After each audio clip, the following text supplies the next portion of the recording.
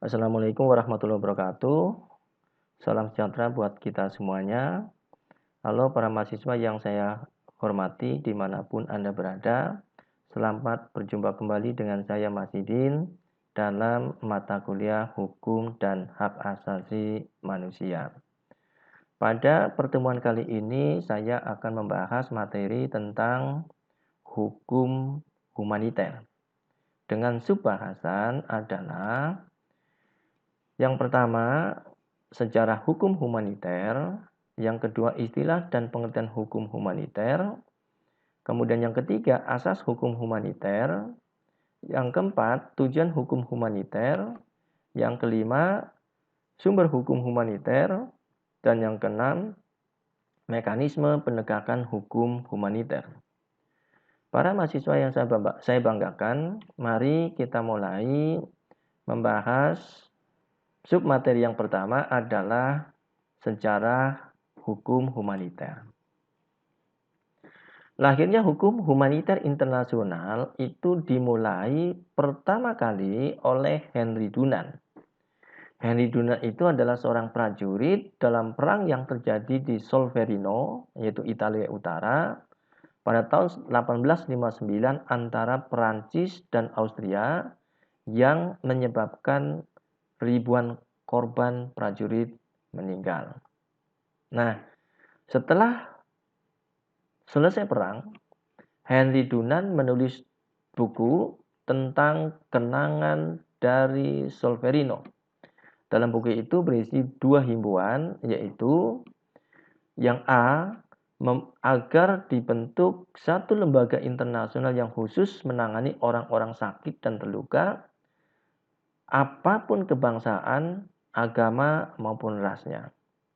Yang B, menghimbau negara-negara di dunia untuk membuat kesepakatan yang mengakui keberadaan lembaga semacam ini. Lembaga semacam ini itu adalah lembaga yang bertugas untuk mengurusi orang-orang yang sakit terluka akibat perang, ya, termasuk memberi jaminan agar orang-orang sakit dan luka lebih diperhatikan. Kemudian dibentuk International Committee for Aid to the Wounded, atau yang kemudian diberi nama dengan International Committee of the Red Cross, atau disingkat dengan ICRC, atau Komite Palang Merah Internasional.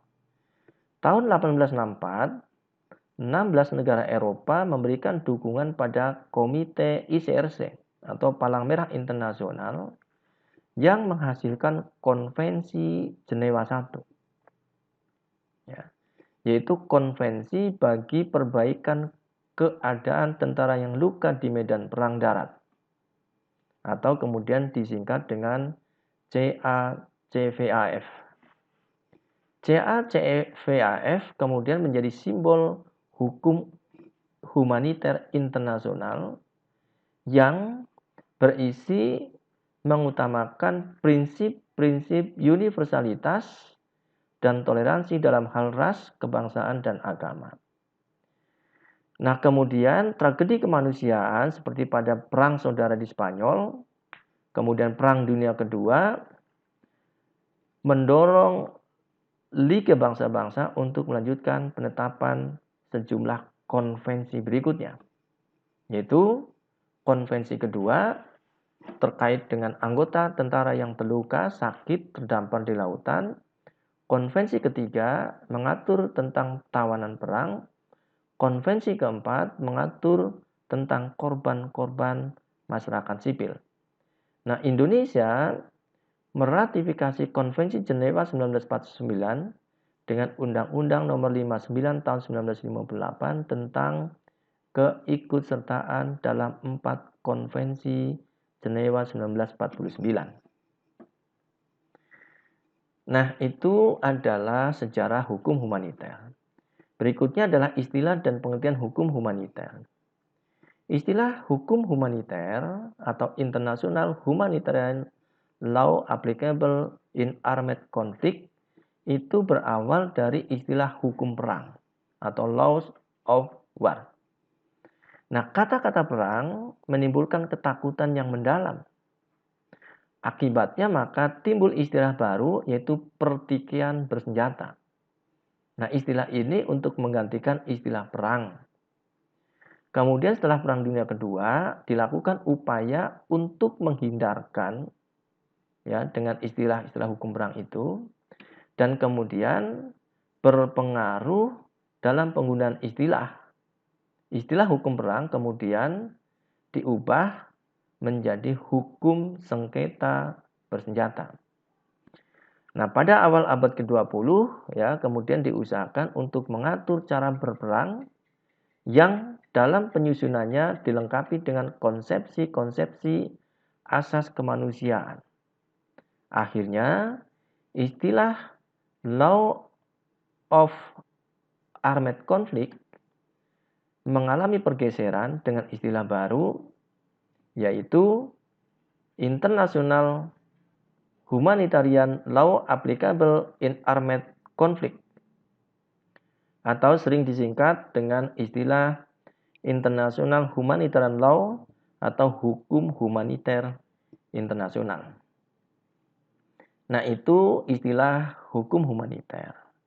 Kemudian terkait pengertian hukum humaniter, ada beberapa definisi di sini, baik dari para sarjana maupun dari ICRC, tetapi saya hanya akan mengambil beberapa saja ya.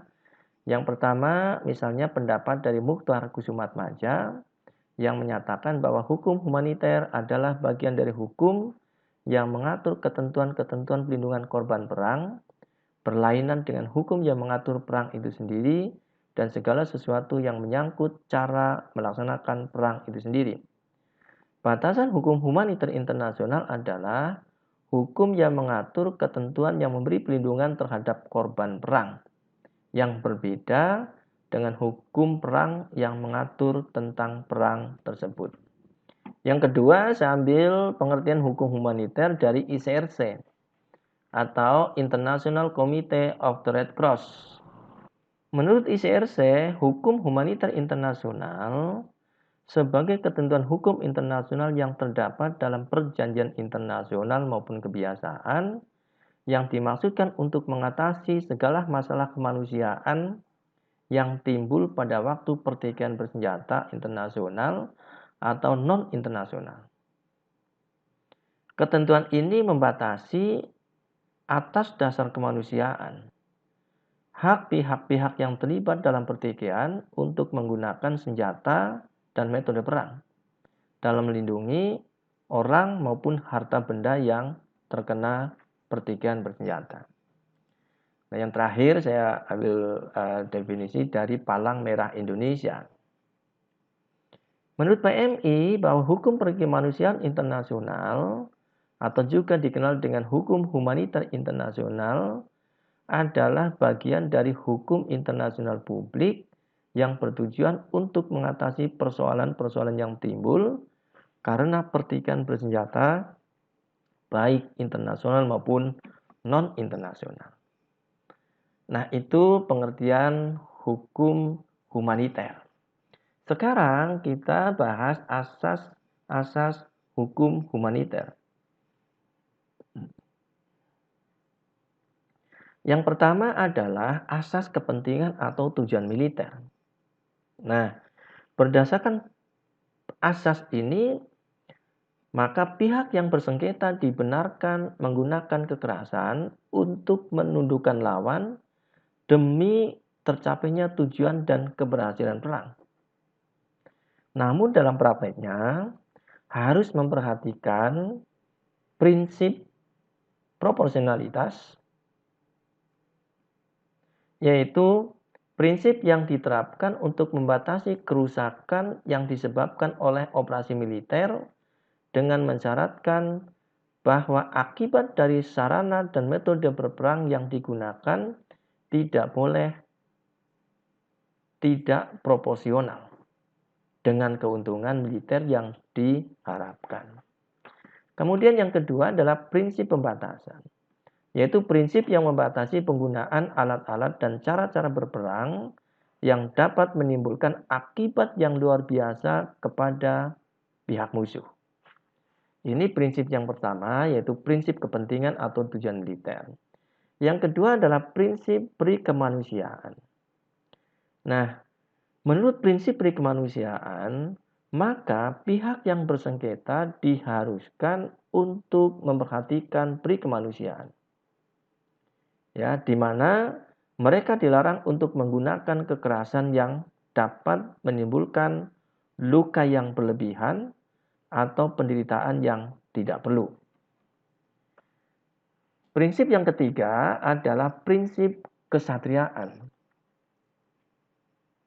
Nah, berdasarkan prinsip ini, ya, bahwa di dalam perang kejujuran harus diutamakan.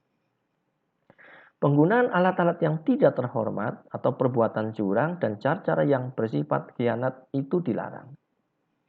Nah, yang keempat adalah prinsip pembedaan, yaitu bahwa pada waktu terjadi perang atau konflik bersenjata harus dilakukan pembedaan antara penduduk sipil, ya, dengan objek militer di lain pihak.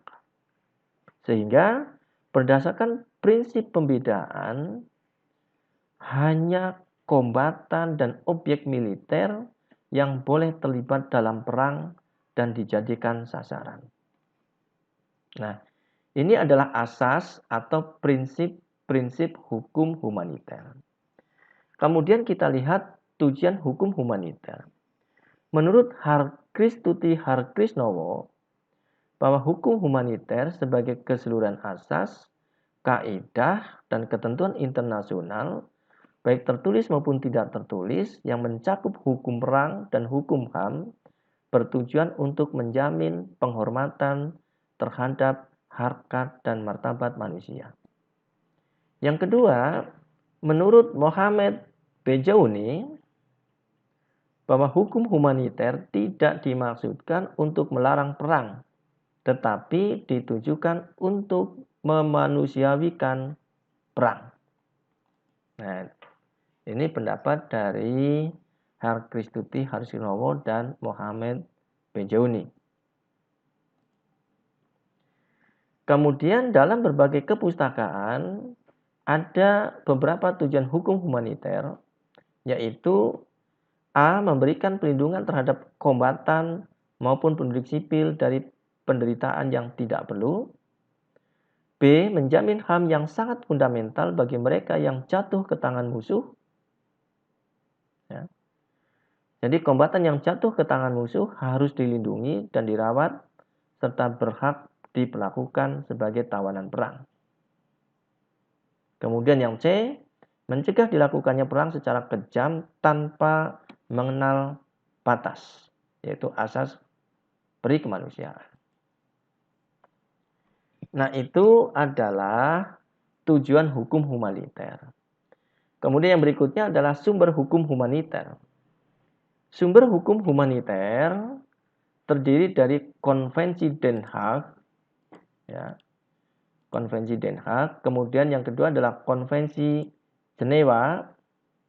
Kemudian yang ketiga adalah Protokol Tambahan 1977.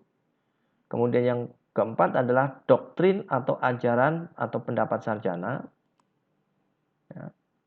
Nah, sekarang kita lihat ya dalam Konvensi Den Haag, yaitu Konvensi Den Haag 1899 yang menghasilkan 3 konvensi dan 3 deklarasi, yaitu Konvensi 1 tentang penyelesaian damai persengketaan internasional, Konvensi 2 tentang hukum dan kebiasaan perang di darat, Konvensi 3 tentang adaptasi asas-asas Konvensi Jenewa tanggal 22 Agustus 1864 tentang hukum perang di laut. Kemudian yang kedua adalah deklarasi yang dihasilkan, yaitu ada 3. Yang pertama adalah larangan penggunaan peluru-peluru yang bungkusnya tidak sempurna, ya, tidak sempurna menutup bagian dalam sehingga dapat pecah dan membesar dalam tubuh manusia. Yang kedua, deklarasinya adalah larangan peluncuran proyektil-proyektil dan bahan-bahan peledak dari balon selama jangka waktu 5 tahun. Kemudian deklarasi yang ketiga adalah larangan penggunaan proyektil-proyektil beracun. Oke, kemudian adalah Konvensi Den Haag tahun 1907, ya, Konvensi Den Haag tahun 1907 menetapkan hak dan kewajiban pihak yang berperang. Ada 3 hak dan kewajiban dalam Konvensi Den Haag 1907. Yang A adalah konvensi yang bertujuan untuk sejauh mungkin menghindari perang atau setidaknya menetapkan persyaratan yang ketat. Kemudian yang ke B, konvensi yang secara khusus melindungi korban perang. Dan C, konvensi yang menetapkan peraturan dasar bagi penyelenggara perang.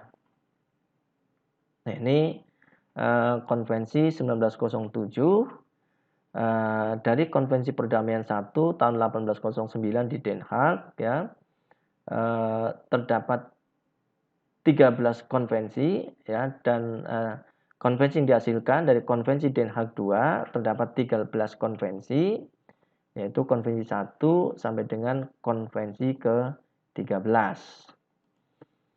Nah, hal penting dalam Konvensi Den Haag 1907 adalah, ya, mengenai cara memulai peperangan, yaitu bahwa suatu perang dapat dimulai dengan satu pernyataan perang disertai dengan alasannya. Yang kedua, suatu ultimatum yang disertai dengan persyaratan perang yang bersyarat.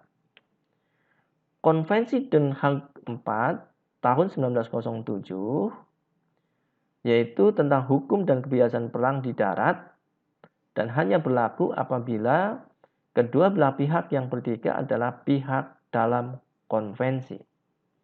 Kemudian Konvensi 5 Den Haag 1907 adalah tentang negara dan orang netral dalam perang di darat. Dan Konvensi ke-8 Den Haag mengenai hak dan kewajiban negara netral dalam perang di laut. Kemudian B adalah Konvensi Jenewa 1949. Konvensi Jenewa 1949 bertujuan melindungi korban perang dalam situasi konflik bersenjata. Baik anggota angkatan bersenjata yang tidak lagi terlibat akibat luka, sakit, kapal karam, atau menjadi tawanan perang, dan penduduk sipil. Nah, Konvensi Jenewa 1949 itu terdiri dari 4 konvensi, yaitu Konvensi 1 tentang perbaikan keadaan anggota angkatan bersenjata yang luka dan sakit di medan pertempuran darat. Konvensi 2 tentang perbaikan keadaan anggota angkatan bersenjata yang luka, sakit, dan korban perang. Konvensi ketiga tentang perlakuan terhadap tawanan perang. Konvensi keempat, pelindungan penduduk sipil di waktu perang. Kemudian yang ketiga adalah Protokol Tambahan 1977. Ya. Nah, ini adalah perluasan dari Konvensi Jenewa 1949 ditambah dengan disahkannya Protokol Tambahan tanggal 10 Juli 1977 dan tanggal 31 Maret 1967, yaitu Protokol Tambahan 1 tentang pelindungan korban-korban pertikaian bersenjata internasional, Protokol Tambahan 2 tentang pelindungan korban-korban pertikaian bersenjata internasional. Kemudian sumber hukum yang berikutnya yaitu D, doktrin atau ajaran atau pendapat sarjana. Nah, salah satu ajaran yang terkenal terkait dengan hukum humaniter adalah Klausula Martens 521 yang berisi apabila hukum humaniter belum mengatur suatu ketentuan hukum mengenai masalah-masalah tertentu, maka ketentuan yang digunakan harus mengacu pada prinsip-prinsip hukum internasional yang terjadi dari kebiasaan yang terbentuk di antara negara-negara yang beradab, dari hukum kemanusiaan serta dari hati nurani masyarakat. Nah, itu tadi adalah sumber hukum humaniter. Sekarang kita lihat mekanisme penegakan hukum humaniter. Yang pertama, bahwa mekanisme penegakan hukum humaniter ditempuh melalui pembentukan sejumlah mahkamah kejahatan perang, baik yang bersifat ad hoc maupun yang permanen.